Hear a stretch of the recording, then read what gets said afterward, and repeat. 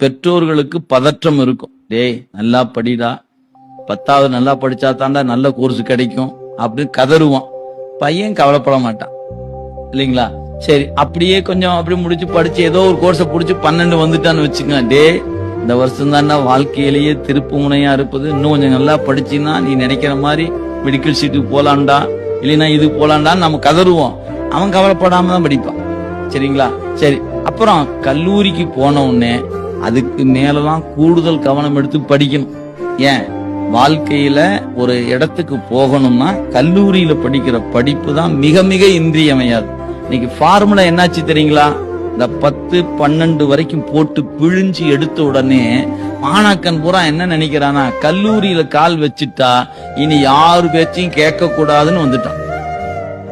படிக்கவே கூடாது என்பதுக்கு பெயர் தான் கல்லூரி படிப்புன்னு வந்துட்டான்.